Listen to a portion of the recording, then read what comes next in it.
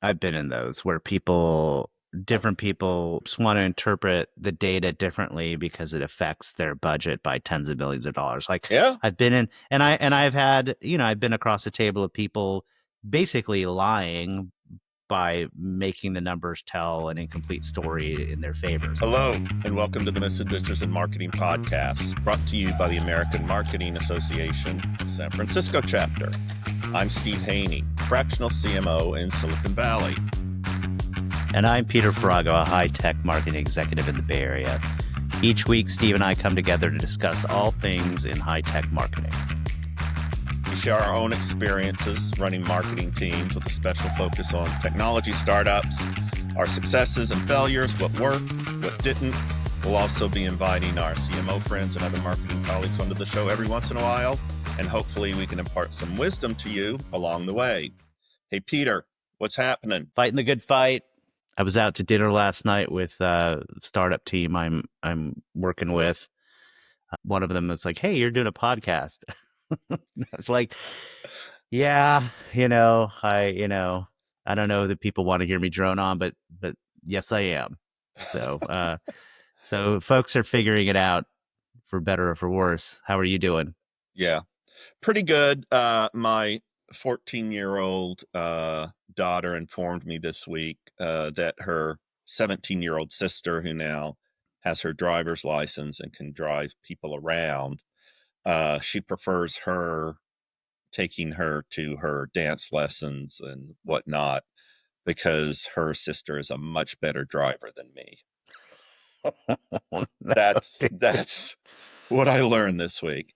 And it's so much funner driving around in the car without me or her mom because it's fun, unlike when I drive her around. And listen, I for one welcome my teenage driver overlords because the last thing I want to be do is hauling a kid around to whatever athletic or artistic extracurricular activity they may be engaged in. But yeah, definitely one of those life moments when Aren't you? Are your feelings a little hurt? I didn't know how to take it. I'm experiencing emotions that I did not even know exist, Peter. But yeah, that's kind of the feeling right now. But all good otherwise. What Yeah, what what what do I have to complain about? Um, yeah. Well, this is life. Life, there's always something going on. Something going on. all right, Well, so yes, that's right. today we're going to talk about marketing metrics, That's right. the good, the bad, and the ugly. What are some of them? Maybe some of the pitfalls, how you present it, who your audiences are. That's a big thing. When you talk about it, how you talk about it. You've got the executive management team. You've Yeah. got certainly company employees at an all hands meeting. You've got board presentations, huge, right? And all of this, there are potential landmines out there as you're making this journey. There's marketing qualified leads, right? Got to measure those. And of course, above that is the top of funnel leads, right? Sales qualified leads, your conversion rate at the various points in the funnel, cost per lead, which is kind of all over the place depending upon your business stage of your company, customer acquisition cost, and of course there's what is it? There's a customer lifetime value, but then there's a revenue contribution segment, your pipeline contribution, your revenue attribution. We talked about attribution a couple of weeks ago and what's involved there. There's a lot of them, and of course, there's consumer and there's B2B. When you were mentioning like marketing qualified and sales qualified leads, this is much more in a B2B funnel. Well, and I would Uh, love for you at some point during this conversation to dive into the well, I'm sure it applies to the Google Play Store as well, but you've had oh, a lot of experience with mobile apps on the App that Store one, that one's and the very measured. dynamics. So there's all this series of metrics and triggers that allow you to get a consumer app up in the apps. What was it called? App Store Optimization, AOS, another three-letter ASO, acronym. ASO. ASO, yeah. Yeah. App Store Optimization, yeah. Sorry, ASO. Yeah, I don't know. There's yes, it's there's a bunch, and I can definitely. Uh, I'm wondering how you feel about metrics overall. This may be a weird place to start, but I have a love-hate relationship with metrics. Well, can I make one more point before you dive into that? Because you and I Yeah, mentioned this in the green room. Trends. It's really not so much the snapshot in time, it's the yeah, trends over time. yeah, So yeah. a number's not going to tell you anything. It's the trend that's going to tell You you felt something. like you needed to interrupt me to tell us that. Well, because no, because I think that informs the conversation. It's I really think not so much I about think the. that you have I think that you have a number of things in your head you feel like you have to say, whether they're related. And you're like, oh, but one more thing that I had on my mind. It's like obviously, dude. It's like, all right, okay, finish. Uh, okay, I'll shut the up now. No, I'm just it's not it's valid. It's valid and it's true. Like I actually it's much more important how the numbers are changing over time and that you have a baseline and that you're driving some improvement. The problem I have with metrics overall is like I like them because they're part of SMART goals and all this other bull you hear at work. But at the end of and you hear Peter Drucker's famous quote constantly stated, which is you can't manage what you don't measure, and it's Mhm. true. It's putting your attention on a few outcomes you're trying to drive.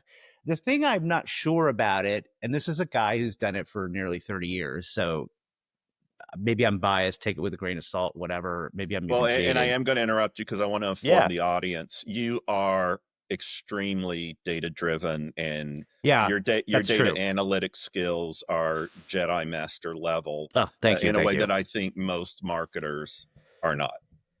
I appreciate that. Yeah, no, I should say yes. I feel naturally that I was born more of a creative, but I had a dad who's an engineer. I work with a lot of engineers. I like engineers a lot. I sort of admire when people can model something, and so I have put a lot of effort into trying to measure things. I guess the love hate part of it though is that you sit around, you create a forecast for the year. Marketing goes and looks at it. If you're in a very heavy B2B company, of course, sales is like trying to deliver some revenue, and you have a whole process I'd love to ask you about. uh, Sounds very logical and step by step, where you say, okay, I'm going to work backwards from the number we're trying to hit, and then how many, go closed one, then sales qualified opportunities, sales qualified leads, marketing qualified leads. You go back up the funnel all the way to, okay, here's the activities I think I need to drive XYZ outcome, right? I just find that like the the numbers, it depends, I guess, on what I'm doing, but generally if we're trying to drive growth, revenue growth, you sort of figure out the most important things to do that'll make the biggest difference. You're just not sure if they're going to be enough to get the number that we all hope we're going to get, right? So you create these goals, and they can be relatively unrealistic, or trying to map to an unrealistic say forecast or plan. And so it's sort of like, okay, we'll go through and quote unquote put metrics around it, and of all the things we could do, 10, 12 goals, let's pick the top 3, so the team knows what to work on. Like I don't mind the clarification aspect of it. Sometimes it's out of your control, right? You can measure what you're doing, but it may or may not be enough for the company to succeed. And I find that very frustrating.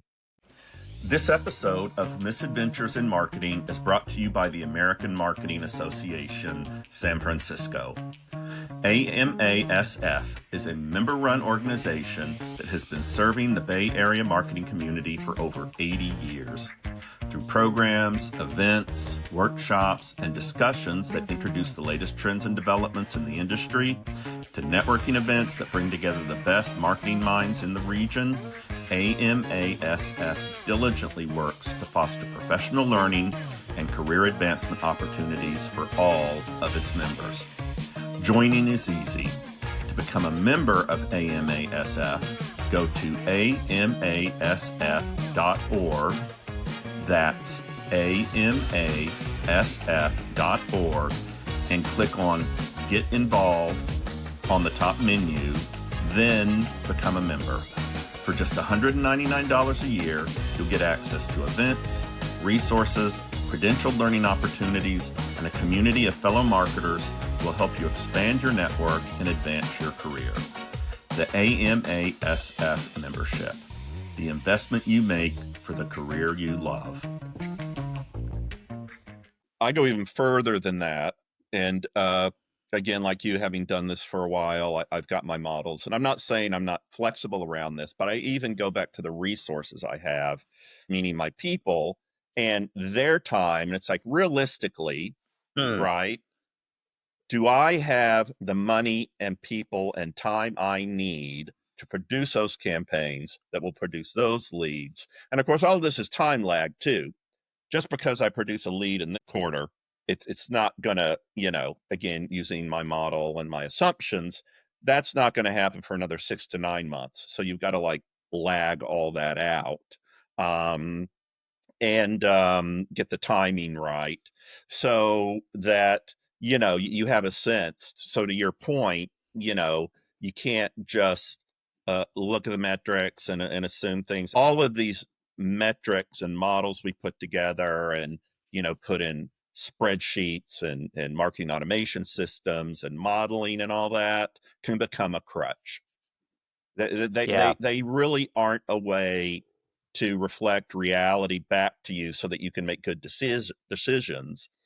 They become this tool that, this isn't, and so that can't happen, right? I mean, I went through this recently. Actually, it was a nonprofit that I was doing some work for, and all of a sudden, money came out of nowhere that we didn't know was going to happen.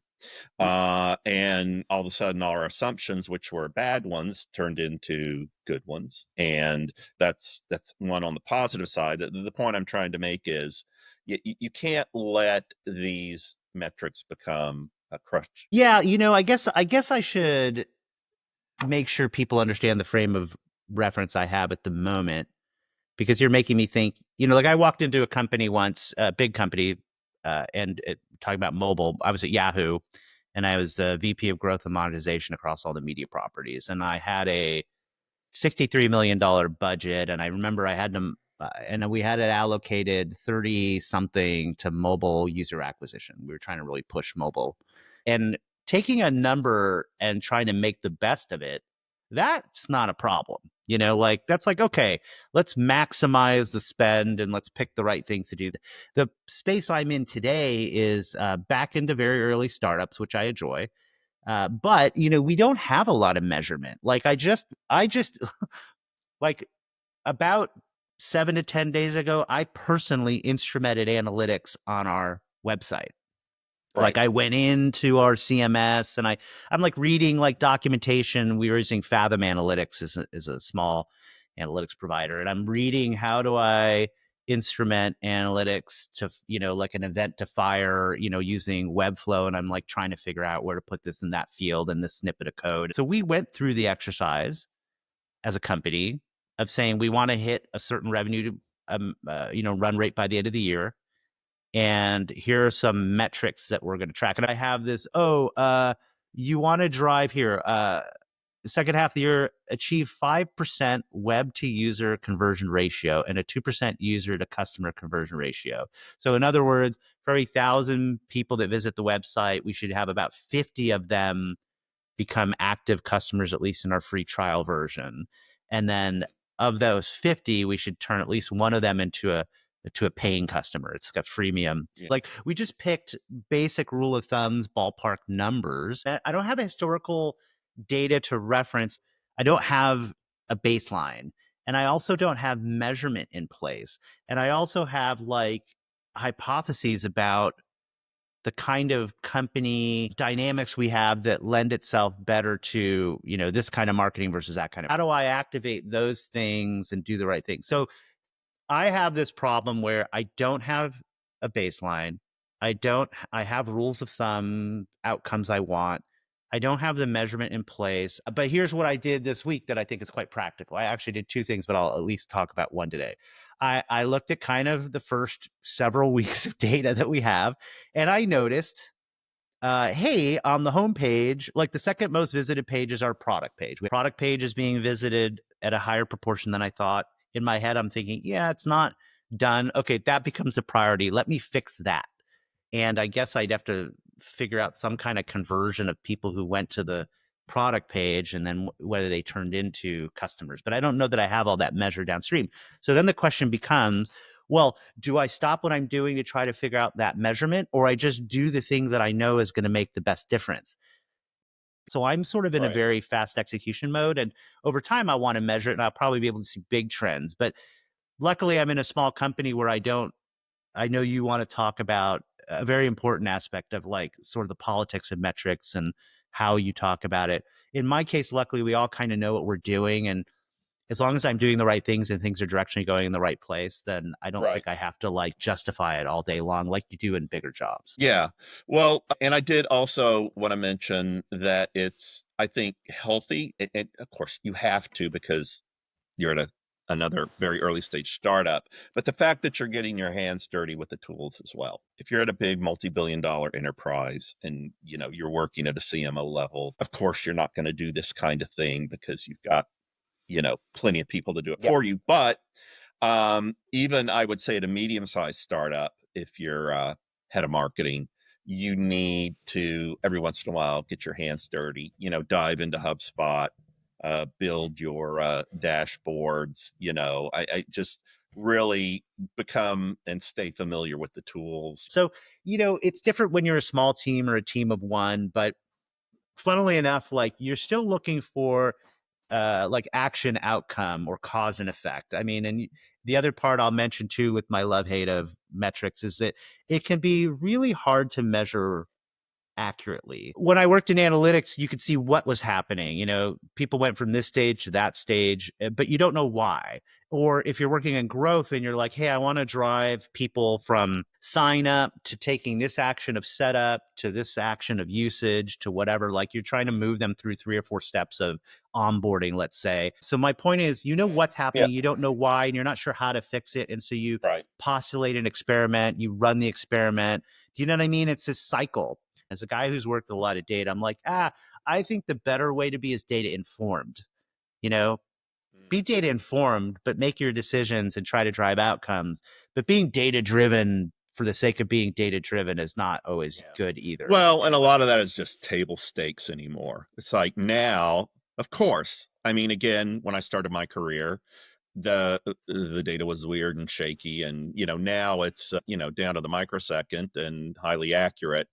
But I think you have to automate all that Yeah. and all those inferences you put in. You have to have a dashboard of some sort. I was at a company, and let me tell you, I hired a Salesforce admin. I had this gorgeous dashboard.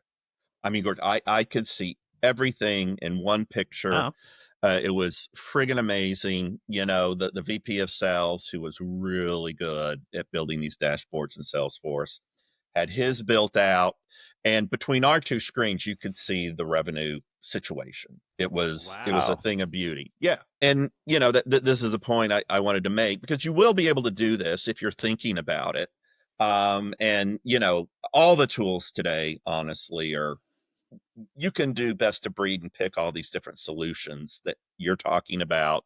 And there is a way to bring them all together to give you a full picture on one screen. It's all, thank God for JSON. I mean, it's a effing Yeah. miracle spec, because all these systems can talk to each other in Yeah. a Yeah. real time, reliable way so that you can get a picture. But again, it goes back to there's snapshots, and then it's what you were talking about. You did a thing, but you don't know why that thing happened. And if you can build those inferences into your dashboard and you make that a widget on your dashboard that's showing what are the causes, how is this stuff happening? And, because I'm telling you, if you are still serving all this stuff up by manually putting together a PowerPoint deck or Google Slides, there's something really wrong. I mean, you really have to step back and say, how do I build this dashboard?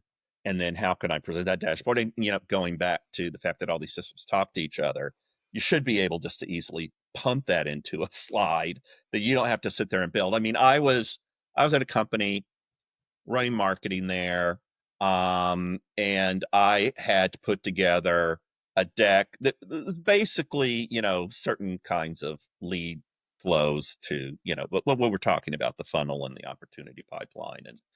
And initially I was doing that manually because I just wanted to understand. It's like, I've got to do this. I probably should have just, delegated it to my director of marketing operations, but I wanted to get my hand because I wanted to understand I what was think going getting, on. I, And I, I the agree with CEO came you. to I me agree with and you. Yeah. said, "Steve, I don't want you spending time on that." He was good. He said, "This is stupid that you're spending so much time building these slides.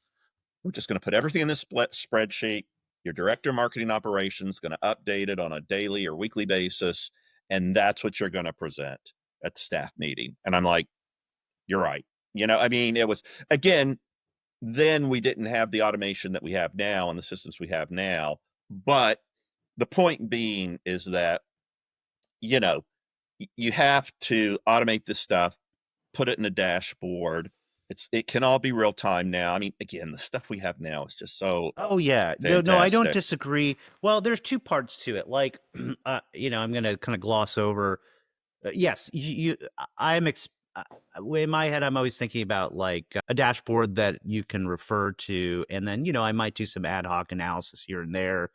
Uh, Building a dashboard, though, maybe I think because you worked on it by hand a fair amount, you knew what needed to be shown on the dashboard. I've been in several situations over several companies where it's like, oh, we need a dashboard, and then you're sort of like, well, what goes on the dashboard, and so you have to really think through the business, and you having like a good understanding of what to measure and why, I think was very helpful, and it also gives you a command of not really just the numbers but the business, and I think that's invaluable. What I was going to say is every I feel really lucky. I've worked for great, on average, really great CEOs, extremely smart, and in many cases, very accomplished people. All of them, without fail, dip into the data themselves. Like I had a CEO who used to have stuff he'd run in the background over the weekend that no one else had because he's just like, I just need to see this. And then he'd come to work on Monday and say, hey, I think we have a problem here. Can you look at that? I mean, he was so on top of the trends by looking at the right data. And so that is valuable. I do agree. Yeah, you don't want to be doing it by hand in PowerPoint. Maybe there's a But you go into a board meeting, Peter, you're still doing decks. I mean, it seems kind of yeah, you're ridiculous, doing you're doing decks, but you should be able to rip out a well, the funny thing is at the board level, sometimes you're reporting on things that aren't, what you're measuring and working on every day on a more granular level is a little bit different than the snapshot you're providing a board. So maybe there isn't a rolled up number. I don't know. Uh, More recently, I was at a larger company. I had a one or even I had up to three people I could lean on for pretty complicated looker dashboards. And so we would be pulling data from everywhere. And of course, when you're in a big company, there are huge systems internally. So you actually need somebody who has some analytics and maybe even data engineering capability to pull reports for you and build them.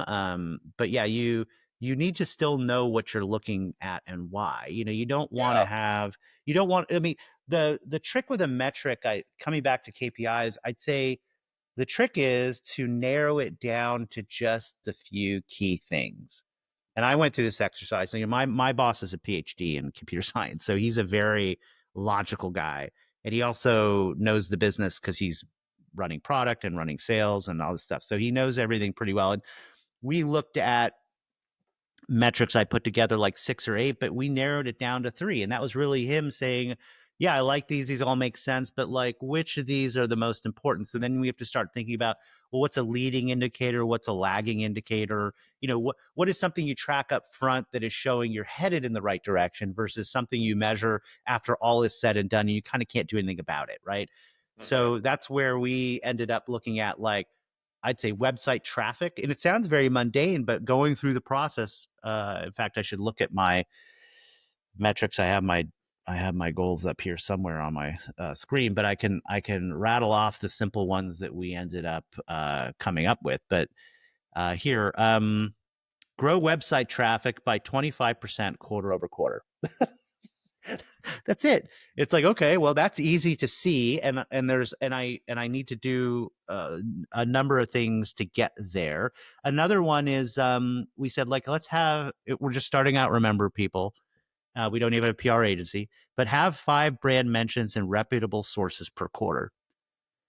And I'm doing that because I know I need high quality backlinks to grow our domain authority, which will affect our Sure. Yep. SEO.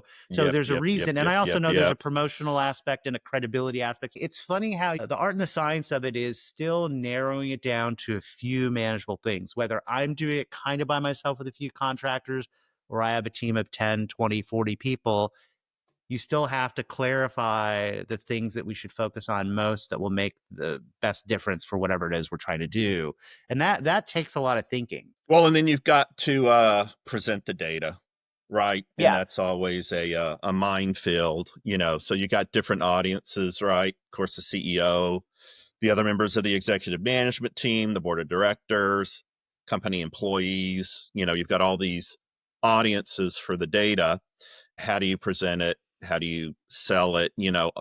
Things turn up in data that make other people very unhappy because maybe it shows something in their function of the company that's not working or holding things back.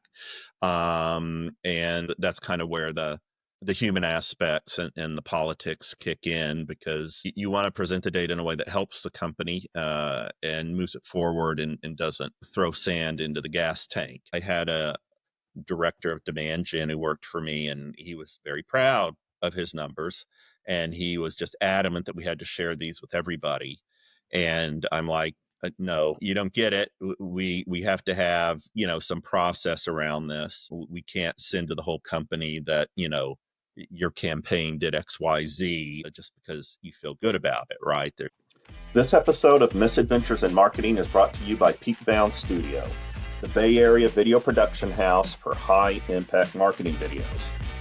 Online video is quickly becoming the universal language of business and the primary medium through which marketers speak to their prospects. According to Forbes and market research firm Statista, 90% of all businesses are currently using online video in their marketing. And in 2025, 85% of those businesses will increase their spending in online video over last year. Enter Peakbound Studio. Peakbound Studio is not just another video production team. They are storytellers, visual artists, and high-tech experts rolled into one. They manage everything from the initial concept to final edit. Your online video presence has to be responsive, vibrant, and constant to get the attention of prospects and spread your message into every corner of the marketplace. Peakbound makes sure your messages are unique, compelling, and pop in today's attention-scarce world.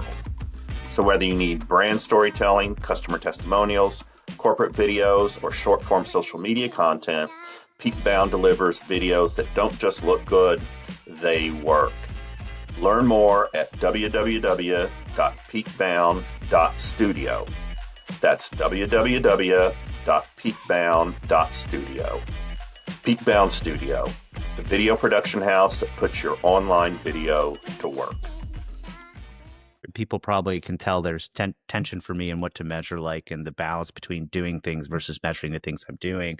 I am making a couple assumptions. One is I will be on top of the work I do because I am looking at various data, and I'm trying to have like the least amount of data set up to like keep me informed directionally. And the other part is making an assumption that we all care about doing the right thing at this stage, and we all want to have the numbers move, up and to the right, whatever. We have very clear corporate goals, if you will. Like, we need to grow our top line revenue by a certain amount, and that's very understood. And all of our goals map to that. And we're in an early stage where we know we need to be honest about what we're doing. So I'm lucky that I'm not dealing with someone who is, trying to come up with promoting a metric and hey, don't forget about me, I'm doing good work, and self-promotion. There are a lot of situations where the data doesn't look so good and they're shining up a turd, and because they want to keep their job, that this is the politics stuff that I mentioned Oh, before, please, or they dude. want to take all the credit. And it's great that where you're at now and the situation you're in now, that everybody's aligned and wants it, but you get in larger companies and other dynamics take over. Not Oh, even big 100%. gigantic ones, even ones with 150 people. There's maneuvering that goes on, but if you want to do the right thing, um, you know, whether your data is good or not, whether it's incomplete or not, however you couch it, you have to do that, right? I mean, otherwise you're failing as a management team, and you're failing in your fiduciary duty, for lack of a better term, to the Oh, board and the yeah, look, investors. so I get it. And that's actually a pain in the ass too, because like on the one hand, someone will put forward something that looks kind of good on the surface, and senior management doesn't have the context, and that sounds pretty good. And so you have to spend 10 times the effort unwinding, the misinterpretation and the lie, basically. It's like you're constantly Well, dealing with that. Yeah. yeah, and I had a great manager of mine who always said, Steve, you have to come into the meeting with the data, or the person with the biggest badge will always win.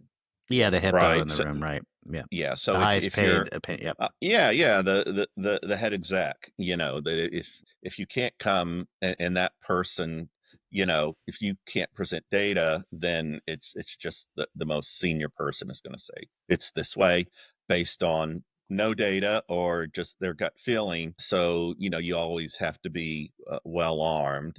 For anyone who hasn't heard that term, or maybe is younger, the hippo is the term. It's the highest paid person's opinion. So it means if you're in a meeting and you don't have a strong position, then the person who's most senior makes the decision, and it gets into the what versus why. People come in and say why this is happening, and we can all look at what's happening and interpret it differently. It can be weaponized for political reasons in large companies. I'm thinking more, I'm not countering what you're saying. I'm just saying everything I've said up until now, put all that aside. I was just thinking about the trying to get accurate measurement in place and getting just enough to kind of have maximum impact without going into the quagmire of perfect measurement and dashboards. Keeping it simple is hard, and keeping it accurate is hard. And then to your point, having people not distort the numbers for their own gain is yet another dimension. Let's talk about like maybe some of your experience with how do you figure out what metrics to track? You've talked about a dashboard. How do you make sure you're able to see those numbers on a timely basis so that they can tell you what's working, what's not working, what to do next? There's also, Mhm. frankly, the other issue of like things that have short term or immediate versus longer term impact. Man, I had this CEO who he was hot on webinars, and he was like, it's a mythical man month kind of thing. He's like, Steve, let's just do 10 more webinars this month. Yeah. Anyway, my point being is that he was very just like, you just lay it on thicker and things will Yeah. happen faster. And that's not always the case. First of all, it really matters the kind of thing you're doing. Like when I was at Right. Apple, it was all about pushing $2,000 laptops. Right. I Right. worked at a big industrial robot company. The thing cost anywhere from $50 to $75,000 a pop. Right. Completely different dynamic. Worked at another company where it was all PLG motion. And so it's kind of, what you're doing now with your new company, Right. SaaS based offering. And so all the metrics are going to be very different depending upon what kind of Yeah, I product guess you're selling in the context market. matters. Yeah. If you Yeah. go read a bunch of stuff online, you're going to get lots of great, there'll be lots of summaries, regurgitated summaries in some case, but you're going to see like 40, 50 things to measure. And you're right. Like not everything is applicable to your situation. I like to start the way you're thinking, which is let's think about what we're trying to get done. Like what are we selling to whom, how it works. And then you can start to figure out, okay, well, if things are going the right way, like where will we see it in terms of metrics, right? I really do think 80% of our audience here is probably B2B SaaS. Yeah. And the SaaS is a web app. I think that's 80% of, what everybody's doing now. I can give you a 30-second generic view. There's always a funnel. The funnel will have n number of stages. Let's say it's a 4 or 5 stage funnel. All you're really trying to do is shorten the distance between each step and to widen the funnel, meaning make the sides more straight up and down. That's kind of, you're trying to change the shape of the funnel, and you're trying to change the interval of the stages. We know it's not quite linear. There's a golden Yeah. path. So you want to kind of understand the funnel, and then work on things that change the funnel for the better. Yeah, one of the things that's come to mind to me also is, uh, for lack of a better term, constipation points between the Friction. funnel stages. Some people call Yeah, it like when friction. okay, friction, Friction is fine. what I okay, fair enough. Friction. There you Okay, go. so, and, I'm sure you've been in the situation where wire leads piling up at this stage of the funnel. And so, going back to this big equipment company that I was telling you about, we had just a ton of leads just stacking up at this one stage. And it turned out that people who buy these quite large capital expenditure machines, they had to see it running in person. There's no way they could go spend that kind of money on one piece of equipment without putting their hands on it. And so things were just piling up there. It's like, so we started calling some of these guys and say, what's the issue? And he goes, well, I need you to bring that robot to my gymnasium, and I need to see it running. They really needed to get their hands on, because this is, it's a new technology. These people weren't technologically sophisticated. And if they couldn't put their hands on it and actually seen it clean their floors, there was no way we were going to get them to the next stage. And so, we did, good old butts and seats seminars. So we would fly people in, would have us and say, okay, we cannot haul around a 2,000-pound piece of equipment to every prospect. That It is was just easier to bring the unrealistic. people to you than bring the machine out to Right. And them. so you can't see it running in your gym, but you know what? We're going to gather everybody at this local hockey arena or whatever basketball That's arena, cool. in Cleveland, and we're going to fly everybody in that area. And that way you can see it running on that, but that's all we can do for you. Right. And my point is that when you're talking about, widening the funnel and, having everything go through it, there's always like the analysis of, why is this stage of the funnel frictioned, and things aren't moving through properly, and trying to understand that whole dynamic. Which again, if you got a SaaS offering, you can do all this stuff uh, right there on your computer. You can do a pilot, Yeah. Yeah. How do you measure in different scenarios? I mean, mobile I can touch on. Mobile is very, especially gaming, because it's the biggest category. It's all rolled up to CAC versus LTV. You need to make more on average from the consumer that you acquire. You have to make more than you paid to get them, and right. there's a lot that goes into that, and it comes down to Is typically there an IRR advertising. calculation, internal rate of return, that you use to work back to that I mean, CAC? yes, in a sense, I don't. It's not called IRR, but yeah, they're looking at a ROAS type thing, a return on ad spend, and Mm, it's cost per acquisition typically. And if you're CPA, it's a type of CPA, I guess, because technically CPA is cost per action. Like how much you're monetizing. Usually, it's a small percent that monetizes and all that. So at the end of the day, what you end up looking for, the very very short story punchline for mobile is your whale hunting. You're looking for certain types of users who spend a lot of money. And there's a right. very small population of those users who download, say, games and spend five Right. hundred to Well, thousand dollars a and I month. And so everyone's fighting to find that kind of high spender. But yeah, it's viral. But viral is an interesting. I mean, if we want to talk about metric surfaces in viral, virality is like, to me, only very few products are eligible for a viral model, like our Facebook oh was yeah, in the early sure. days, or Dropbox was, Yeah, is a well, great yeah. example. Like Dropbox initially like grew very virally because at that time there was no good way to share easily a large file, and this was one of the first easy ways where you would put something in a Dropbox folder, and that would notify the recipient, and then the recipient, Yeah. in order to access it, had to create an account, but it was all free, and it was like a great solution at the right time. Having worked a bit on a lot on mobile and a little bit on product and a lot on product marketing, my takeaway is that there are very few truly viral products. You know, people like it because we were talking about the cost of Well, you don't acquisition have a to second spend ago. on marketing. Yeah. Exactly. Yeah. You know, It's so like trying to get people without spending a lot of money. That's the name of the game, right? right. Well, and that's kind of like a net promoter score dynamic as well. You know, we talked about this like word of mouth and the brand and the product being so strong that, you know, you can say, hey, yeah, no, that Misadventures and Marketing podcast effing rocks. You need to you know, drop it into your podcast rotation and subscribe and follow and all that good button mashing stuff. Look, there's lots of ways to talk about this topic. We could come at it much more analytically and structured, but you know, my experience is it's a lot of the stuff around it. Like, do you have time to set it up properly? Will it be accurate? How do you use it to inform the right decision at the right time? How do you focus on the fewest number of things that matter so you don't overwhelm yourself? To your point, how do you decide what to communicate to others? You want to invest in it correctly, not overinvest in it. This is like from a lot of practical experience. But no one's going to argue with measuring stuff. All right, Steve, what a great conversation. Great conversations. Thanks, first of all, to our audience for listening.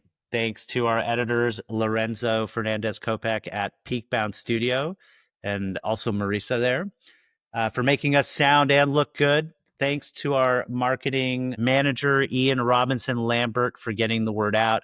For Ariana, who does all our graphics and branding. Thanks always to Eric Widener, the president of the AMA San Francisco chapter, for sponsoring this. And thanks to my co-host, Steve, for putting up with my sassiness. And thanks to my co-host, Peter Farago, who That's right. is awesome. All right. Thanks, man. Bye-bye. All right. Thanks, Steve.